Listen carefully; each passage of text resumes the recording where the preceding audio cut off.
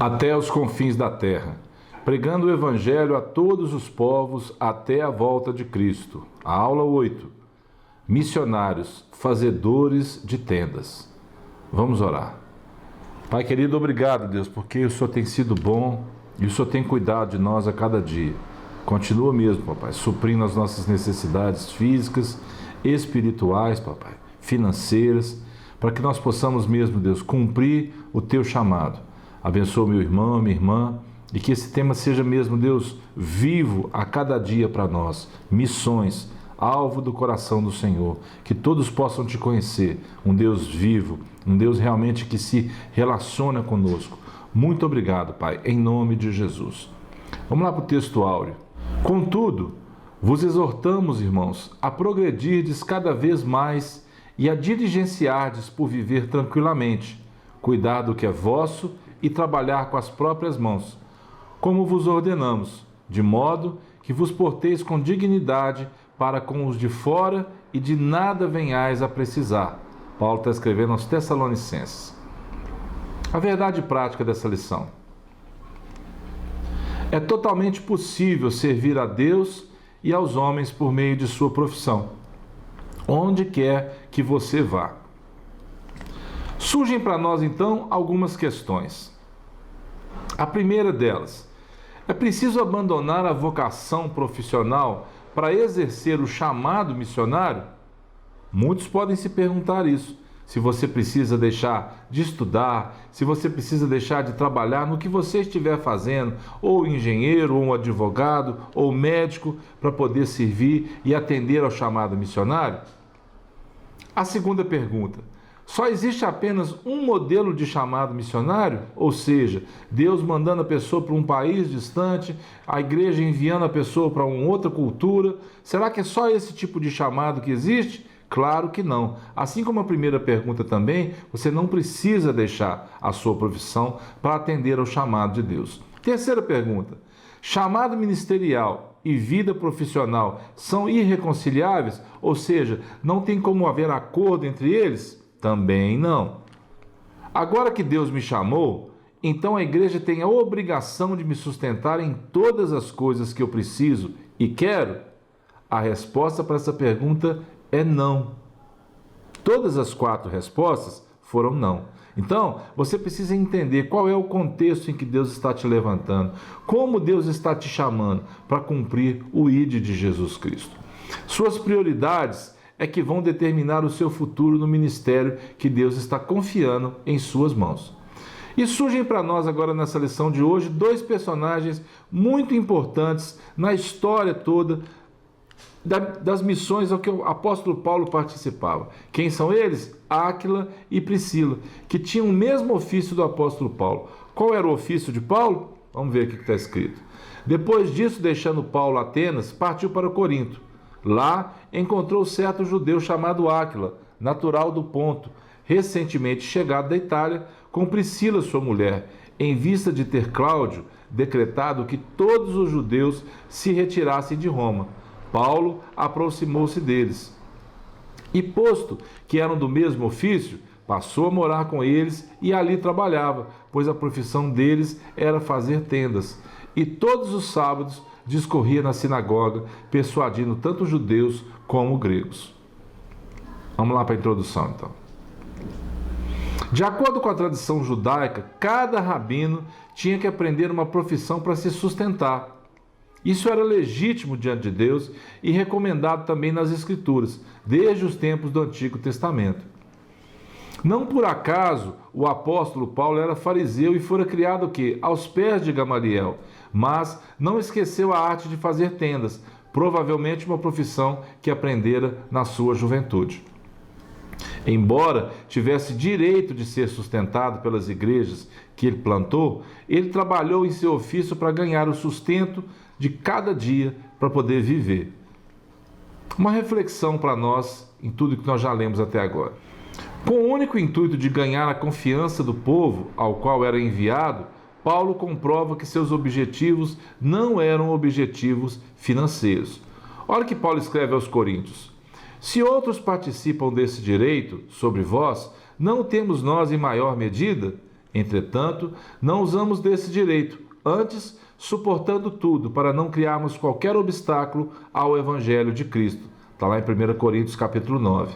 E ele continua dizendo: não sabeis vós que os que prestam serviços sagrados do próprio templo se alimentam? E quem serve ao altar, do altar tira o seu sustento? Mas o que será que Jesus deixou escrito para nós a respeito desse sustento? Ou seja, daqueles que foram enviados a pregar o Evangelho. Olha o que está escrito em Mateus capítulo 10.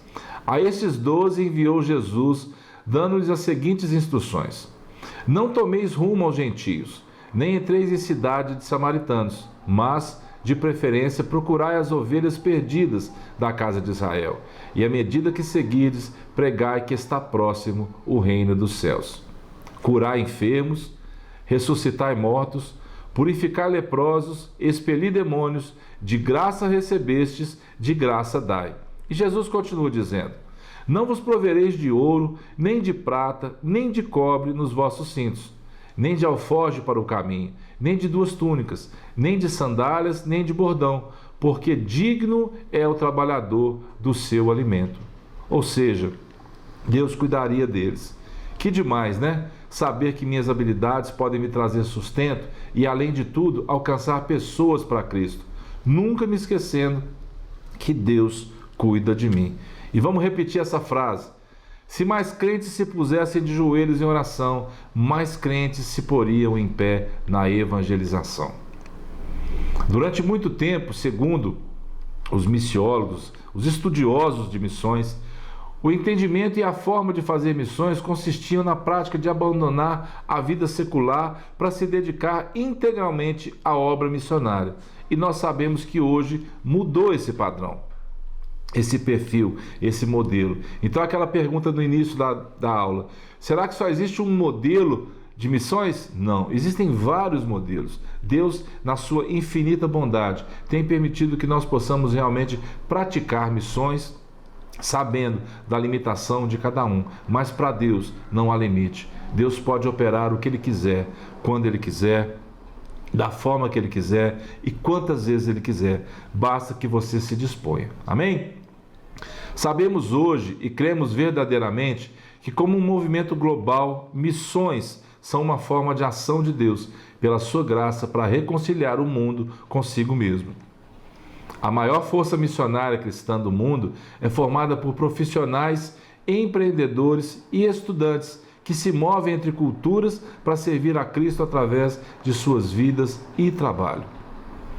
Paulo alcançou diferentes segmentos da sociedade de sua época, e assim, até hoje, muitas das nações que são fechadas aos missionários tradicionais, ou seja, aquele padrão daquele missionário que vai viajar para pregar o Evangelho somente, se abrem num contexto profissional ao Evangelho puro e simples. Como se abre? Recebendo talvez profissionais liberais, médicos, qualquer tipo de profissão em outros países, mas aproveitando isso, as pessoas levam o Evangelho e se constituem como missionários nessas terras. Os fazedores de tendas devem preparar-se plenamente para se tornarem os ministros transculturais mais eficientes que puderem. Vamos lá para a conclusão. É o próprio Deus quem coloca em nosso coração a disposição ou aptidão para executar um determinado ofício. E no caso específico das missões, não seria diferente. Deus é que te dá os dons. Deus é que forma em você um desejo de servi-lo. Deus é que mostra para você aonde você pode atuar. Para quê? Para que você cumpra o chamado que Ele te deu. Sempre obedecendo, sempre cumprindo a harmonia entre a voz de Deus e o seu coração. Deus nunca vai te obrigar a nada, Deus nunca vai te forçar a nada, mas você vai entender que os propósitos de Deus são perfeitos para a sua vida. Ele capacita, comissiona e habilita cada crente para uma determinada missão no mundo. Quando respondemos de forma prática a esse chamado, exercendo a nossa vocação, é que encontramos então o nosso propósito de vida. O que é vocação? Vocação é a missão única e muitas vezes individual para a qual fomos preparados a fim de prestarmos serviço ao nosso Criador, razão pela qual cada um de nós foi criado efetivamente pelo Pai. Ou seja, você não é uma criação ao acaso. Façamos o homem à nossa imagem e semelhança. Você foi feito com um propósito. Cumprir um propósito. Qual? Transparecer a semelhança de Deus para as pessoas. Para isso nós fomos criados. Por isso, conheçamos e prossigamos em conhecer o Senhor a cada dia. Mas primeiro, como temos frisado nas outras aulas, precisamos conhecer o Deus que nos deu essa palavra maravilhosa. Como Ele age, como Ele formou todas as coisas, como Ele realmente ama as pessoas, para que a gente possa entender e cumprir esse chamado. Paulo compreendeu que a mensagem e a vida de Jesus eram o quê? Para que sejam experimentadas por cada cristão e igualmente anunciadas aos outros com todo comprometimento. Lembra de Pedro? Mata e come. Paulo foi chamado de apóstolo aos gentios, ou seja, o mundo todo. E essa é a vontade que Paulo escreve a Timóteo de Deus, que todos cheguem ao pleno conhecimento da verdade. A verdade é Cristo. Cristo em vós, Paulo escreve aos Colossenses, esperança da glória. Cristo é tudo em todos. Também escrevendo aos Colossenses, Paulo deixa registrado, para que nós possamos entender que todos precisam da misericórdia, todos carecem da misericórdia de Deus. Sejamos responsáveis em todas as áreas de nossas vidas. Paulo exercia sua vocação, o quê? Anunciando sobre Jesus e testemunhando do Evangelho por onde Deus o enviava. Somos todos vocacionados para servir a Cristo com o que somos e com o que temos, ou seja, glorificando a Deus dentro e fora da igreja.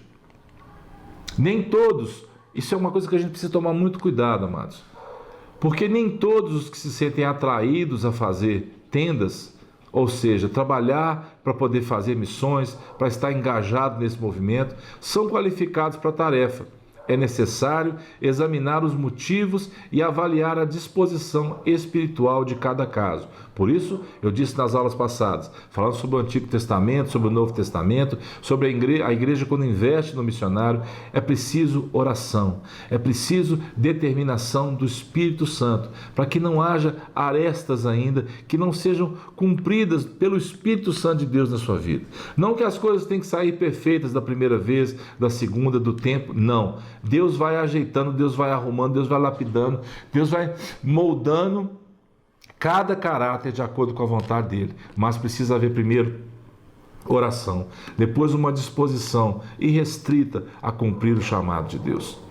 Uma vez que a base está firmada, podemos aprender habilidades ministeriais, especialmente como levar outros a Cristo e discipulá-los. Que este seja o nosso maior incentivo.